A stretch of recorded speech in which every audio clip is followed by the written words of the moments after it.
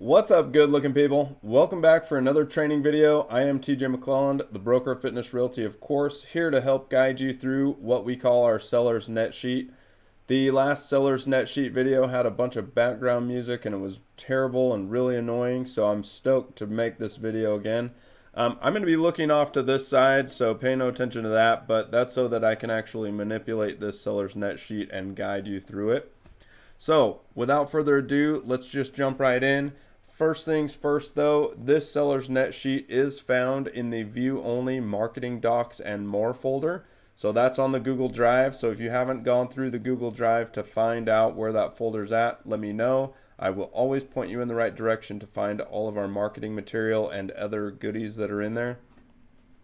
So now that you've found it though and opened it up, let's kind of go through it. So the way that we have done it in the past is to showcase our commission split that we can kind of tweak or show some different price ranges and things like that. So I'm just going to go through some of the categories here on the left hand side. So of course you can see seller's credits, so purchasing price. If the seller is going to be asked to pay some closing costs for the buyer, that's where you're going to write that. So for the last 3 years and up until maybe 90 days ago, whenever you guys watch this, the market was a really hot, intensive buyer's market. So during buyer's markets, it was a really hot seller's market. During seller's markets, it's pretty much easy to do. You just toss your property up onto the MLS. You get 15 offers. They're all good looking. It's super easy to do. As the market transitions to the other side and we become excuse me, a heavy buyer's market, then things tend to shift to that buyer side, and then buyers can ask for closing costs from the sellers. And so we're going to be utilizing this block more and more as it continues to ride that roller coaster that way. So then we have realtor commissions, of course. If they have a first mortgage payoff or a second mortgage payoff, you can write that in. Realtor commission total. Then real estate taxes due at closing. So title can help you do this. So if you like Misha Swan or any title rep, they can really kind of tell you what the taxes are going to be to pay off for your client.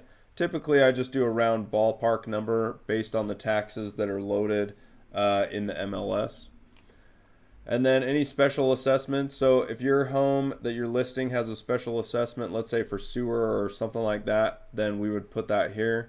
Any closing fee, if you wanted to load a different type of closing fee. A broker administration fee, we don't have those.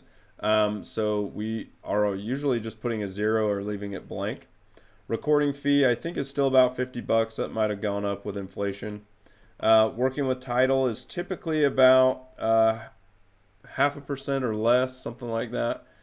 So we need Misha to clarify that one. I just use a little ballpark figure in here. It's probably far less, but if you wanted to dial this in, you could contact all the outside vendors and make sure that you are putting in accurate info. I usually just like to give my clients a ballpark anyways, so I just do rough estimates. Seller paid closing costs, there's another line for that if you would like. Sorry. I think I explained this wrong at the first. So this would be other credits to the seller. This would be like if somebody was going to buy all the furniture in the house for 50 grand, you can put that here.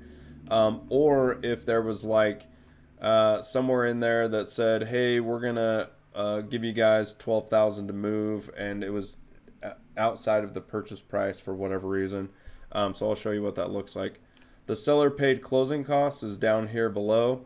One reason that I explained that wrong is that I never use this sheet anymore, and I use the seller's net sheet that is built into Cloud CMA. I prefer that one just myself, so if you prefer Cloud CMA over doing regular CMAs, then you may want to just use the one that's built into Cloud CMA. Personally, I don't love this seller's net sheet for the reason that it just is another document I have to send the clients. However, I've been told from my mom that she still loves to use this form, and it actually brings a lot of information to the client's mind and a lot of foresight that you can give them and a lot of value that you're bringing them. So anyway, we just give you a lot of options on how to attack all of these items that you want to do. So seller paid closing costs, we can put that here. County conservation fee if you have one. Home warranty if your buyers asked your sellers to pay for one. Sometimes we do, sometimes we don't. Some courier fees. Like I said, Misha can walk you through that again. Any work orders if you had any to close out. Any HOA dues at closing. So there a lot of times HOAs will have a transfer fee, and that transfer fee might be 0.5% of the purchase price. So if you're at $500,000, then that 0.5% is going to be about $2,500. If I'm doing that math right, probably, hopefully. Anyway, so if you have one of those, you can add that there, and then any other miscellaneous costs can do that. So let's kind of go through one really quick. Let's say the purchase price is $400. Let's say they're going to do $10,000, to buy all the furniture. So you can just see if we were going to do that, it added it to this estimated gross earnings for your sellers. Let's just put, let's just take it out of there because typically we just have the purchase price. Then as you guys know, you can be very flexible with your real estate commissions. So that's up to you. I've seen anywhere from 6 to, I've seen some people in our staff do 4. If you're doing anything lower than 1.49% on your side of the commission, then it doesn't count towards your progression. So just keep that in mind. But you're fully flexible to do whatever you want on your commission. So let's say 4.5 for these 3, and then we're going to leave this as 6 for the last one. The reason that we love to show that, and what my mom usually does, is she shows that, hey, if you went to a full service brokerage firm and they charged you 6%, then this is what the cost and breakdown would be. However, she's offering her clients 1.5% off. And so you can kind of see that nets them some greater potential, of course. So if they're going to pay less commission, that's just no brainer. But you can actually show it with numbers and knowledge instead of speculation. All right, so first mortgage payoff, let's say it's $350, no problem. Here's the real estate commission total. It's already calculated from this 4.5%. So all you got to do is put in what your commission is here, and it bases it off the purchase price that you put up at the top. So it's all figured out for you. Super, super easy. You could even do one here that's 5.5%. Maybe you'd only give them a 0.5% discount or whatever. So you can do that yourself. Real estate taxes due, I'm just leaving this one at 0. Obviously, we could throw those in. The recording fee, of course, title fee, you could talk to Misha and get this tweaked, so on and so forth through those. So total selling costs is all of these line items here, added up to $374.05. Of course, the biggest chunk is their first mortgage payoff. And maybe they have a second on it, so let's just kind of add a second here for fun. Let's say it's $65,000. For kicks and giggles. Okay, so if they have a second mortgage to pay off that's at $65,000, then you can see they're going to need $35,000 roughly to bring to the table to close that property and walk away from it.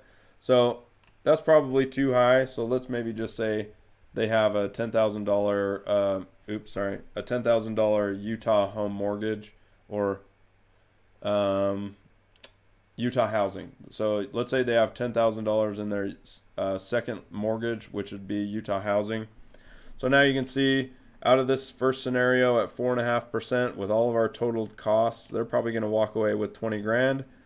If we can get more money for them in the purchase price, let's say we can get them 415, then it really amplifies what they're going to get and what they're going to keep in their pocket. So 33,000 or 34,000. Same thing here, maybe 425. So this is what you can kind of give to your client to show a range of values that maybe they will hit. So and that can be based off of your CMA when you do one.